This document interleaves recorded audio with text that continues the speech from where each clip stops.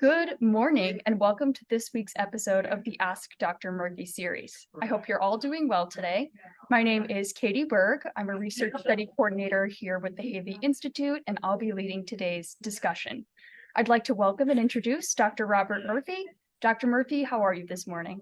I'm having a good morning. Thank you. Dr. Murphy is the Executive Director of the Havey Institute for Global Health, as well as the John Philip Fair Professor of Infectious Diseases here at Northwestern's Feinberg School of Medicine. He answers your COVID, infectious disease, and public health questions each week here on the Havey Institute for Global Health's Facebook page. Today, Dr. Murphy will be addressing the latest headlines and U.S. COVID statistics through today, October 26th. We invite you to submit any questions you have below via Facebook at NU Institute for Global Health or by email at globalhealthinstitute@northwestern.edu. Starting today with the U.S. COVID statistics, the average new hospitalizations per day are 2,308. The average new COVID deaths per day are 82. And the new vaccine uptake is estimated at around 12 million doses administered in the U.S. Dr. Murphy, your reactions to those numbers? Well, it's flat. It's been flat for the last couple of weeks, and I guess that's a good sign. We're heading into the big part of the flu season, so it's going to be interesting to see if flu takes over or COVID comes with it, or whatever. And that starts really big time at the beginning of December. So that's one thing. The numbers are at least not trending upwards. That's good. 12 million doses are administered. Well, we're hoping more for like 300 million, but it is going up. People are getting it. Remember, this is not a booster; it's a new vaccine. Just like you take a new flu vaccine every year, it's the same thing now with the COVID. One thing that has come up that was reported this week was that in people who are older, in the 60s or higher, they were given a high dose, which is 4 times the regular dose of the flu vaccine. And the current recommendation is that you can give the COVID vaccine and the flu vaccine at the same time. There was one slightly disturbing report that in the high dose group, in other words, elderly people who took both at the same time, there was a slight increase in strokes. Not necessarily severe strokes, but some kind of neurological event. The CDC has not changed their guideline for this, but I would think it would be safe in this highest risk group that's taking the high dose flu vaccine to take a separate. So I took the flu vaccine by itself, and I was knocked out for about 4 days. It's okay to split them. It doesn't make it work any less. It's not less effective. And the reason why we put it together is just for convenience, so that you don't have to come back again for another one. So it's really more of a convenience thing. But I think for older people that are taking the high dose flu vaccine, they should probably split taking those vaccines. Absolutely, that's a great recommendation, and we will keep an eye out for any more literature that comes out about this case that's come out. But moving into our headlines for the week, there's a lot of dengue news this year, and specifically right now. Can you tell us a little bit about dengue in the United States and dengue itself? Sure. So dengue, the other virus, mosquito-borne virus, if you've traveled to the Caribbean, you traveled to Mexico or places in South America or Central America, you've probably heard of dengue. And it's can be a very nasty disease. There's about 400 million cases per year in the world. About half the world's population is exposed to dengue. About 100 million of those get sick. They can get really sick, and about 40,000 people die per year in the world from dengue. So it's a bad disease. And this case that you're referring to was reported from the Pasadena Department of Public Health in California, and it was what we call a de novo case of dengue. So in other words, the person hadn't traveled, they weren't, there should be no reason why they're getting dengue other than a mosquito had dengue and got them. So as there's global warming, and the area that these mosquitoes can travel increases, we're going to see more of this in the United States. So this is just a red flag warning that now some of these tropical diseases are going to impact areas in the United States that before it hadn't impacted. It had been many years since a case had been reported. So that was kind of big news in the infectious disease world. And then I know that dengue is a treatable disease. However, there's not a solid set treatment at this point. However, there was news of a phase 1 trial looking for a dengue treatment. Can you tell us about that trial? Yeah, so there's no treatment for dengue. Thanks for bringing that up. And there's no vaccine for dengue. They're working on both of those things right now. So Johnson & Johnson had started a treatment, a clinical trial, looking at a new potential dengue drug. So the way the virus is structured, there are definitely targets that are potentially treatable. So this is not going to be something we can't treat, but we just have to find the right thing that's safe to take. So they did a very interesting trial at Johns Hopkins in Baltimore, and they gave to healthy volunteers, they gave the drug, and then they injected them with a low virulent type of dengue. So they gave them dengue. So I've seen these kind of studies before, mostly in the United Kingdom, but they can do it here. They're healthy people, as you know. I mean, they're using an attenuated virus and whatever.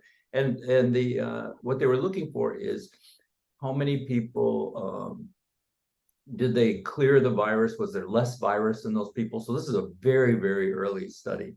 So in the 10 people who got the pill, and they found that 6 of the 10 got rid of the virus right away. And in 6 people who got placebo, none of them got rid of the virus. So 0 out of 6. So it's a small, what they call phase 1 study. It's a proof of concept study. So what that proof of concept is that this pill actually has antiviral activity, and that's good. So now they go into phase 2 and phase 3. I mean, it's got a long way to go, but it does open the door to some type of treatment for dengue. Dengue, when you get sick, some people get quite ill. And there's a thing called breakbone fever. Like they have such terrible chills and stuff that feel like they're going to break their bones. So it's important to have a treatment, especially if this thing is going to be spreading and actually taking over parts of the United States. So it's a good start. Absolutely. And the risk level for dengue in the state of California and the Pasadena area is still extremely low, according to health officials. But it is very important to know that, this did pop up. Yeah, they've been testing, they've been catching mosquitoes and testing them for dengue, and they're not finding it. So it's a kind of an outlier case at this particular point. Mm-hmm.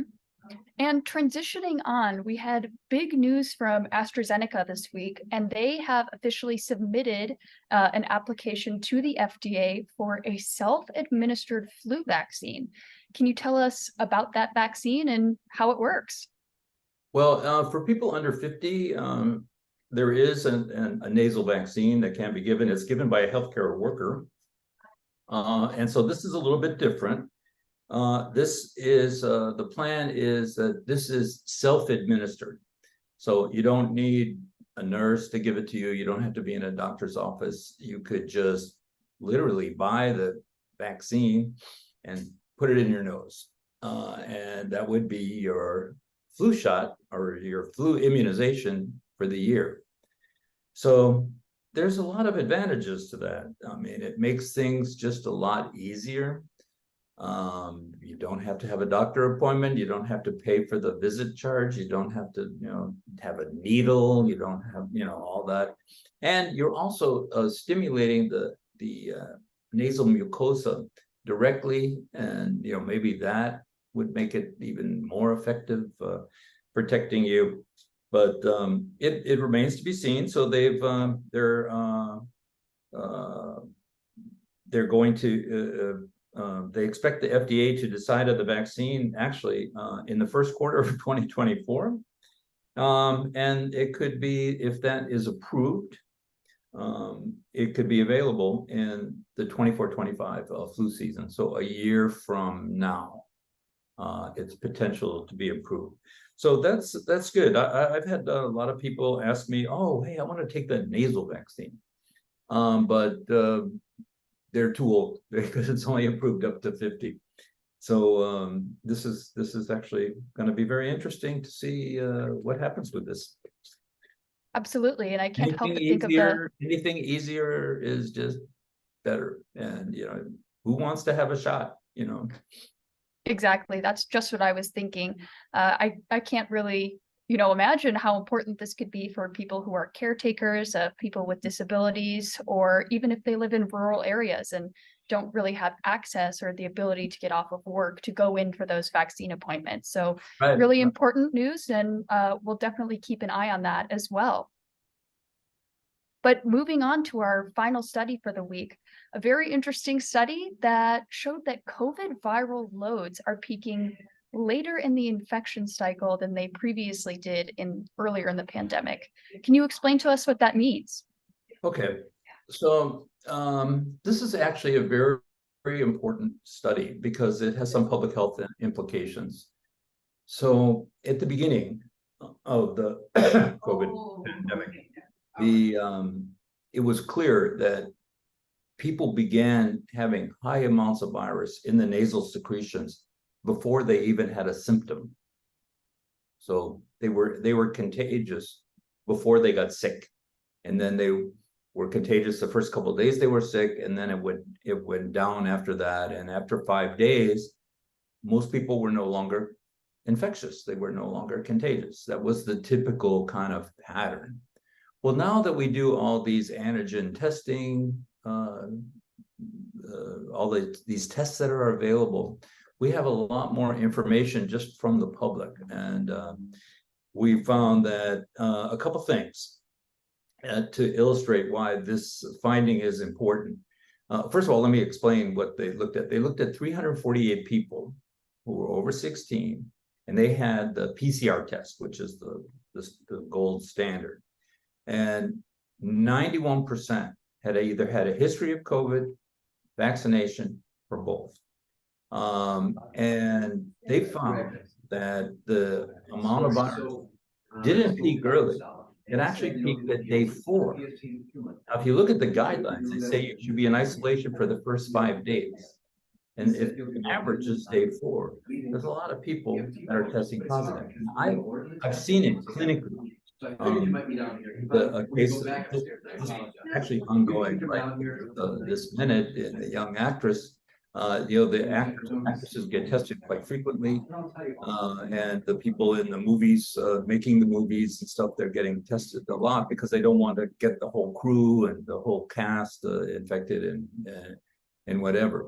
And this person, otherwise young and healthy, and they got sick and they did test positive. And then they test it every day. If you are testing positive on one of those over-the-counter tests, the likelihood that you're infectious is high. So you want to stay out of commission during that period. When that test turns negative, your infectiousness decreases, not to 0, but decreases. And so this person tests positive, and even day 6, still testing positive. So this is kind of what we're seeing now. Now, why is this happening?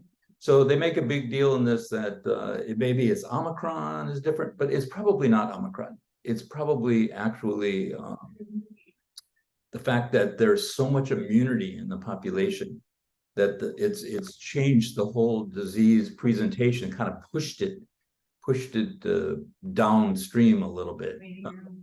And hold on 1 second. And sorry about that. And so it's probably the immunity of the population, and it has public health implications because number one, when you first get sick, your antigen test may be negative. Now, it's always recommended to repeat that antigen test. If you do 2 antigen tests, it's like 90%. It's almost as good as the PCR, or it gets close. So that's one thing. And the other thing is, if you're still testing positive after day 5, you should stay in isolation. So you should use the test, use the science-based test to determine how long you should wear a mask or how long you should stay isolated. So certainly if you're testing positive, no matter what day it is from your symptoms, that you should really avoid being around other people. Absolutely. And that's very pertinent news, as we've seen little spikes of COVID here and there. So please do keep that in mind. People with COVID, that's for sure. Absolutely. So keep those things in mind. If you're testing positive, you should try to stay away from others, wear your mask, and stay safe. And thank you, Dr. Murphy, so much for your time and expertise reacting to the current US COVID statistics, as well as breaking down these latest headlines for us. Great. Thanks, Katie. And thank you all for joining us again this week. We look forward to seeing you again next week on our Ask Dr. Murphy series. As always, please feel free to submit any questions you have down in the comments below or via any of our social medias linked there as well. Thank you and have a nice day. Great. Thank you.